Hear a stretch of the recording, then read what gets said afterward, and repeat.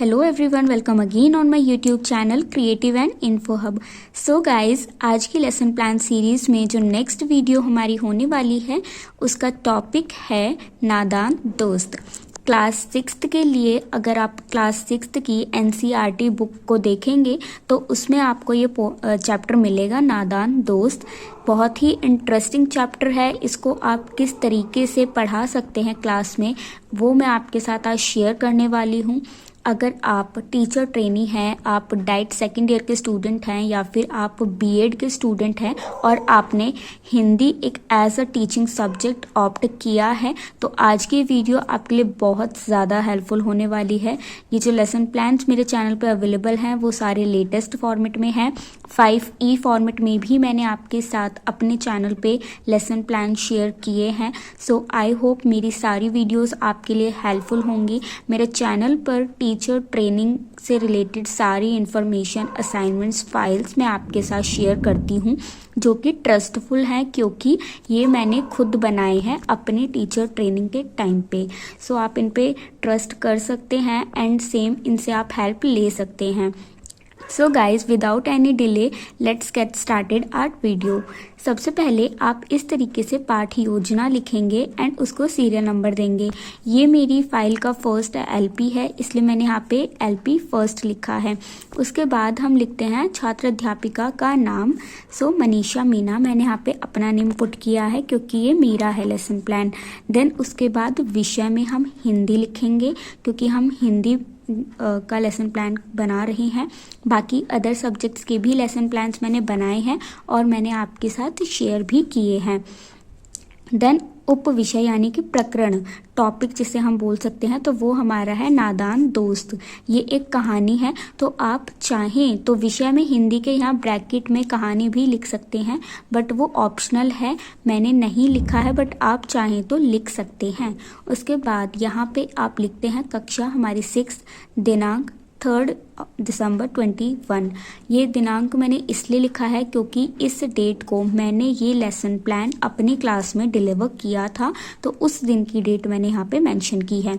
तो आप जिस दिन ये लेसन प्लान अपने क्लास में डिलीवर करोगे उस दिन का डेट आप अपनी फाइल में डालोगे, तब तक आप इसको ब्लैंक रखोगे। देन आता है ड्यूरेशन, जिसको हम हिंदी में अवधि लिखेंगे। तो 30 मिनट्स 35 मिनट मैक्सिमम आपकी एक क्लास की ड्यूरेशन होती है, तो आपको उसके अकॉर्डिंग ही लेसन प्लान बनाना होता है। देन हम लिखेंगे विशिष्ट उद्देश्य। अब आप लोग बोलेंगे कि आपने सामान्य उद्देश्य तो लिखा ही नहीं, तो सामान्य उद्देश्य हम एक अलग फाइल में लिखेंगे, एक अलग पेज में लिखेंगे, जो इस लेसन प्लान से पहले लगेगा पेज, उस पे हम लिखेंगे सामान्य उद्देश्य। ठीक, उसके बाद हम आते हैं विशिष्ट उद्देश्य से। तो सबसे पहले विशिष्ट उद्देश्य किसके होते हैं? टॉपिक के होते हैं। ठीक है, तो आपको कंफ्यूज नहीं होना है। सबसे पहले विशिष्ट उद्देश्य क्या है इस टॉपिक को पढ़ाने का? वो है कि छात्र पंछियों के बारे में जान पाएंगे, छात्र के मन में पंछियों के प्रति सहानुभूति का भाव उत्पन्न होगा। देन विद्यार्थी पंछी के घोंसले के बारे में जान पाएंगे। देन 4th है, छात्र जान पाएंगे कि पक्षियों के अंडों को हाथ क्यों नहीं लगाना चाहिए।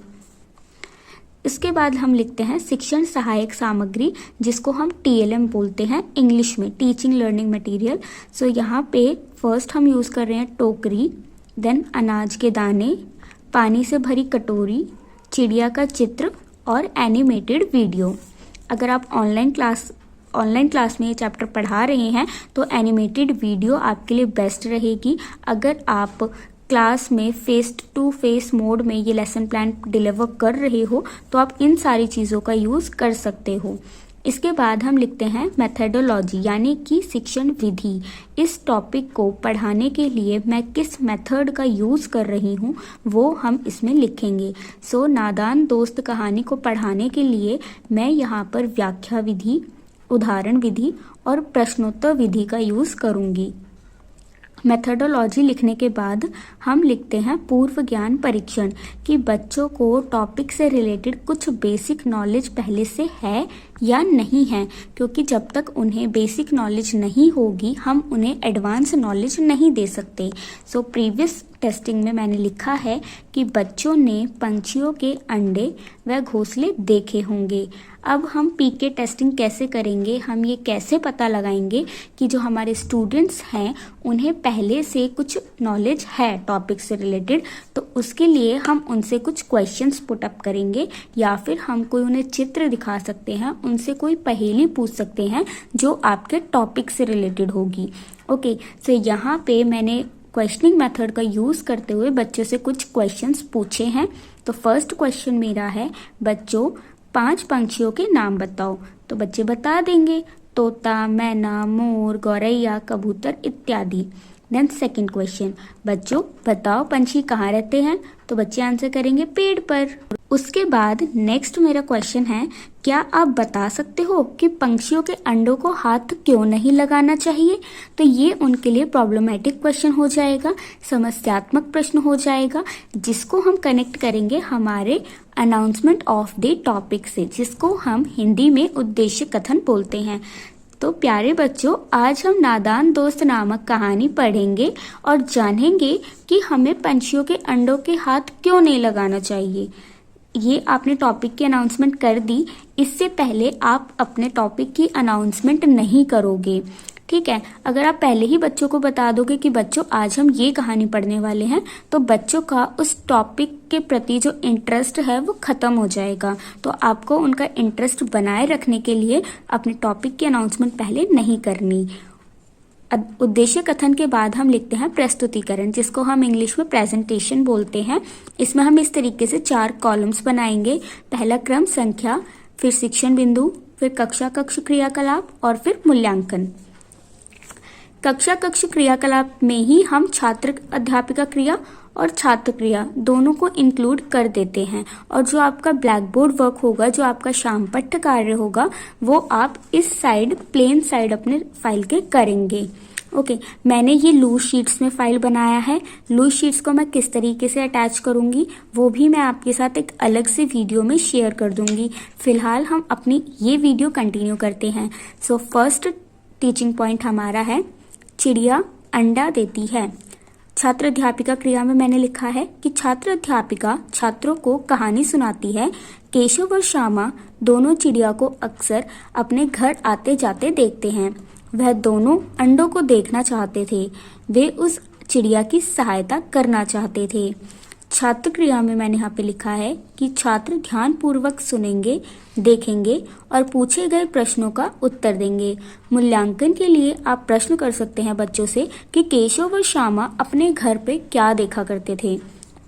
सो गाइज, आप अगर फेस टू फेस मोड में बच्चों को ये कहानी पढ़ा रहे हो तो आप बच्चों को चित्र दिखा सकते हो केशव और श्यामा के प्लस चिड़िया के घोंसले का। बट मैंने ये टॉपिक जो था वो ऑनलाइन क्लास में पढ़ाया था, वेबएक्स स्टेज पे पढ़ाया था ऑनलाइन टीचिंग में। सो मैंने वहाँ पे एक यूट्यूब वीडियो, एनिमेटेड वीडियो का यूज़ किया था। अगर मेरे पास उस वीडियो का लिंक हुआ तो मैं आपके साथ शेयर कर दूंगी, आपको YouTube पर इजीली मिल जाएगी इसकी animated video. So next teaching point है हमारा, देखने की जिज्ञासा। छात्र अध्यापिका क्रिया में मैंने यहाँ पे लिखा है कि अगले 4-5 दिनों तक दोनों सोच विचार करते रहे। एक दिन दोनों फैसला करते और चिड़िया के लिए एक कटोरी में पानी और चावल के दाने कटोरी में रख देते। इवैल्यूएशन क्वेश्चन के लिए हम पूछ सकते हैं कि केशव और श्यामा किसके बारे में सोच विचार कर रहे थे। जब मैं चैप्टर अपने क्लास में पढ़ा रही थी तो मैंने जैसे कि अभी बताया एनिमेटेड वीडियो का यूज़ किया था। यूट्यूब वीडियो थी वो एक, तो मैंने उसको 1-1 मिनट कुछ जैसे स्टैंजा मैंने यहाँ पे टीचिंग पॉइंट में कहानी को डिवाइड किया हुआ है, मैंने उतना पार्ट्स में प्ले किया। देन मैंने उसको पॉज किया, बच्चों से उस पार्ट से रिलेटेड क्वेश्चन पूछा। देन अगेन मैंने अपनी स्टोरी कंटिन्यू की। इसके अलावा मैंने उसको एक्सप्लेन भी किया बच्चों को। तो आप भी इस तरीके से कर सकते हो। देन थर्ड टीचिंग पॉइंट है छाया करना। बच्चों ने चिड़िया के लिए एक कटोरी में पानी और कुछ दाना तो रख दिया, बट अब वो सोचते हैं कि चिड़िया को धूप भी लगेगी, तो हम उसे छाया कैसे करें। तो उसके लिए वे सामान लेकर घर के बाहर आते हैं और स्टूल व चौकी की मदद से छाया कर देते हैं।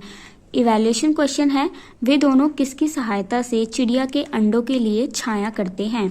देन फोर्थ है अंडों का गिरना। छात्र अध्यापिका क्रिया। केशव और श्यामा ने अंडों को हाथ लगाने के कारण चिड़िया उन अंडों को गिरा देती है।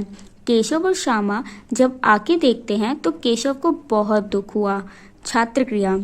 सभी छात्र कहानी ध्यानपूर्वक सुनते हैं और पूछे गए प्रश्नों का उत्तर देते हैं।